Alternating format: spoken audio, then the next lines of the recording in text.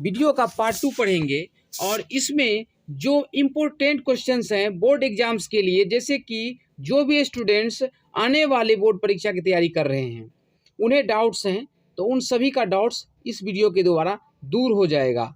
तो चलिए चैप्टर 1 शुरू करते हैं। सिविक्स, लोकतंत्र में सत्ता की साझेदारी जो शीर्षक है उसके अंतर्गत इम्पोर्टेंट क्वेश्चन लेते हैं। क्वेश्चन इस प्रकार से आपको रह सकता है, हर सामाजिक विभिन्नता सामाजिक विभाजन का रूप नहीं लेती, कैसे? दूसरा, सामाजिक अंतर कब और कैसे सामाजिक विभाजनों का रूप ले लेते हैं। और इसमें मैंने पहले ही बताया कि सिर्फ इम्पोर्टेंट क्वेश्चन देखेंगे जो आपके एग्जाम्स के लिए इम्पोर्टेंट है। जैसे यहाँ से क्वेश्चन आ सकता है, सामाजिक विभाजनों की राजनीति का परिणाम किन किन चीज़ों पर निर्भर करता है। उसके बाद यहाँ पर चलिए डायरेक्ट हम लोग ऑब्जेक्टिव क्वेश्चन लेते हैं। ऊपर में जो क्वेश्चन पढ़े गए हैं उनका जवाब आपको बाद में मिलेगा। जैसे यहाँ से क्वेश्चन आपको वस्तुनिष्ठ प्रश्न में पूछ ले, सामाजिक विभाजनों को संभालने के संदर्भ में इनमें से कौन सा बयान लोकतांत्रिक व्यवस्था पर लागू नहीं होता। तो चलिए बयानों को पढ़ते हैं। लागू जो नहीं होता है वो चुनना है। क में है, लोकतंत्र में राजनीतिक प्रतिद्वंदिता के चलते सामाजिक विभाजनों की छाया रिफ्लेक्शन राजनीति पर भी पड़ता है। ये तो सही लग रहा है। ख, लोकतंत्र में विभिन्न समुदायों के लिए शांतिपूर्ण ढंग से अपनी शिकायतें जाहिर करना संभव है। यह भी सही है। लोकतंत्र सामाजिक विभाजनों को हल करने का सबसे अच्छा तरीका है। यह भी सही है। तो हमको कौन सा बयान जो गलत है, जो लोकतांत्रिक व्यवस्था पर लागू नहीं है, वो चुनना है। तो स्वाभाविक है लास्ट वाला जो है इसके लिए सही है, यानी कि प्रश्न के अनुसार लोकतंत्र सामाजिक विभाजनों के आधार पर समाज के विखंडन की ओर ले जाता है। बिल्कुल यही क्वेश्चन से जो है आंसर मैच करता है। जो क्वेश्चन है जो लागू नहीं होता है वो घ नंबर। जो भी इस वीडियो को देख रहे हैं, यदि कुछ भी समझ में आए तो आप एक अच्छा सा कमेंट जरूर करें और वीडियो को शेयर जरूर करें, क्योंकि पॉलिटिकल साइंस में सिविक्स में कन्फ्यूजन रहता है तो क्वेश्चन याद नहीं होता है। समझ गए दोस्तों। आगे है ऑब्जेक्टिव में, निम्नलिखित 3 बयानों पर विचार करें। निम्नलिखित 3 बयानों पर विचार करें। क, जहां सामाजिक अंतर एक दूसरे से टकराते हैं, सोशल डिफरेंसेस ओवरलैप, वहां सामाजिक विभाजन होता है। फिर से पढ़ते हैं, जहां सामाजिक अंतर एक दूसरे से टकराते हैं वहां सामाजिक विभाजन होता है। यह संभव है एक व्यक्ति की कई पहचान मल्टीपल आइडेंटिटीज हो। यह संभव है एक व्यक्ति की कई पहचान हो। सिर्फ भारत जैसे बड़े देशों में ही सामाजिक विभाजन होते हैं। क्या ऐसा होता है? नहीं, अन्य देशों में भी, दूसरे देशों में भी हो सकते हैं। तो ग नंबर गलत है और क ख क्या है? सही बयान है। तो यहाँ पूछ लिया गया इन बयानों में से कौन कौन से बयान सही है। तो क और ख किस नंबर में है? ब नंबर में। डायरेक्ट आंसर होगा आपका ब, क और ख। आगे है, निम्नलिखित व्यक्तियों में कौन लोकतंत्र में रंगभेद के विरोधी नहीं थे? काले गोरे का भेद नहीं, हर दिल से हमारा नाता है। ठीक है, सुने होंगे गाना। तो काले गोरे में कोई भेद नहीं करते हैं, सिर्फ इंसानियत को समझते हैं। तो वो तो काले गोरे से संबंधित जो यहाँ पर बात है रंग भेद, उसके विरोधी होंगे। लेकिन यहाँ है रंग भेद के विरोधी नहीं थे, तो वो थे जेडी गुड्डी। कौन? जेडी गुड्डी रंगभेद के विरोधी नहीं थे। बाकी जब पूछ लेगा कि रंगभेद के विरोधी कौन कौन थे, ओ देखिए, king Martin Luther, Mahatma Gandhi, Olympic धावक टॉमी स्मिथ एवं जॉन कार्लेस। ठीक है, लेकिन इस प्रश्न के अनुसार सही उत्तर होगा घ जेडी गुड्डी। नेक्स्ट क्वेश्चन आपको आ सकता है यहाँ से, निम्नलिखित का मिलान करें। पाकिस्तान, हिंदुस्तान, इंग्लैंड, धर्मनिरपेक्ष, इस्लाम, प्रोटेस्टेंट। इसका मतलब क्या है? पाकिस्तान में कौन सा धर्म है? इस्लाम धर्म। तो क का मैचिंग ब, पाकिस्तान इस्लाम हो जाएगा, क को ब से मिला लेंगे। हिंदुस्तान धर्मनिरपेक्ष, हिंदुस्तान धर्मनिरपेक्ष यानी ख को अ से मिला देंगे, ख को अ से मिला देंगे।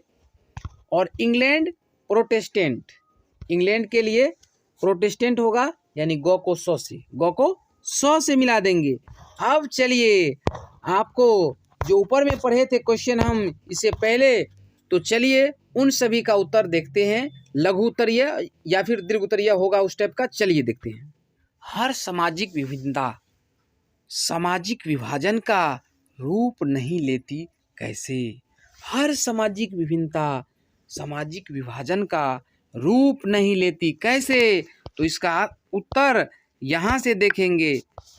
देखिए इसका आंसर यहाँ से, हर सामाजिक विभिन्नता सामाजिक विभाजन का रूप नहीं लेती, क्योंकि सामाजिक विभाजन का कोई आधार कोई बेस नहीं होता है।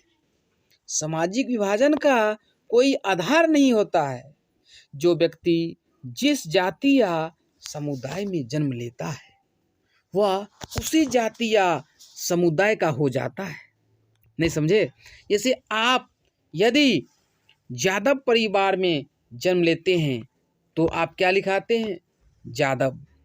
और यदि कोई ब्राह्मण परिवार में जन्म लेते हैं तो वो झा लिखाते हैं। या फिर आप जिस जाति में जन्म लेते हैं, है ना, आप उसी जाति का हो जाते हैं। तो क्या सामाजिक विभिन्नता की बात आ रही है यहाँ पर?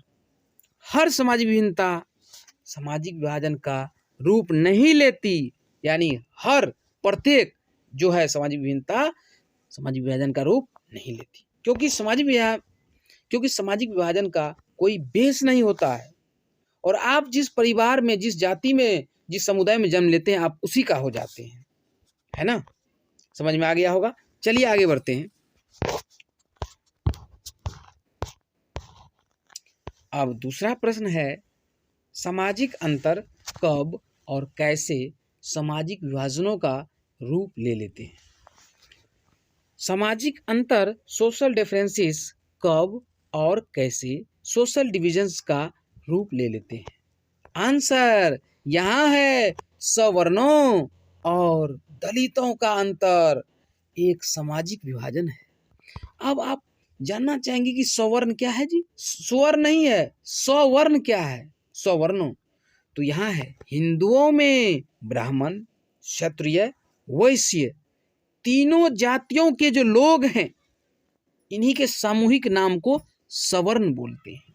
फिर से, हिंदुओं में ब्राह्मण, क्षत्रिय, वैश्य तीनों जातियों के लोगों की सामूहिक नाम क्या है? सवर्ण है। और दलित जो काफी अभी क्या है, अभी भी पिछड़ा हुआ है। और दलितों का अंतर एक सामाजिक विभाजन है ना? क्योंकि दलित पूरे देश में आम तौर पर गरीब, वंचित एवं बेघर हैं, जबकि सवर्ण आम तौर पर संपन्न हैं। बताइए, अर्थात दलितों को महसूस होने लगता है कि वे दूसरे समुदाय के हैं, वे दूसरे समुदाय के हैं। दलितों को महसूस होने लगता है कि वे दूसरे समुदाय के हैं, वे यहाँ पर एक साथ नहीं रह रहे हैं, उन्हें अलग दृष्टि से देखा जा रहा है, उन्हें महसूस हो जाता है। समझ गए दोस्तों? कितना इंपॉर्टेंट क्वेश्चन है। देखिए आंसर, सवर्णों हिंदुओं में ब्राह्मण, क्षत्रिय, वैश्य तीनों जातियों के लोगों की सामूहिक नाम जो सवर्ण है, और दलितों का जो डिफरेंस है, जो खाई है, एक सोशल डिवीजन है। क्योंकि दलित संपूर्ण देश में आम तौर पर गरीब हैं, वंचित हैं, बेघर हैं, जबकि सवर्ण आम तौर पर संपन्न है। तो चलिए नेक्स्ट क्वेश्चन लेते हैं।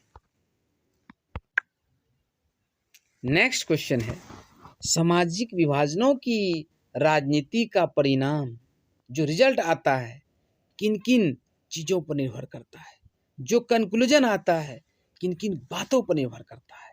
सामाजिक विभाजन तो आपने समझ लिया है ना, सवर्ण और दलितों के बीच जो मैंने बताया। तो इसका आंसर देखिए 3 नंबर का, स्वयं की पहचान की चेतना, खुद की पहचान की चेतना है, उसके प्रति वो जागरूक है, खुद की पहचान के प्रति। दूसरा, विभिन्न समुदायों की मांगों को राजनीतिक दलों द्वारा उपस्थित करने का तरीका। विभिन्न समुदाय के हैं, विभिन्न जाति की जो मांग है उसको पॉलिटिकल पार्टीज द्वारा प्रेजेंट करने का जो मेथड है, समझ रहे हैं ना।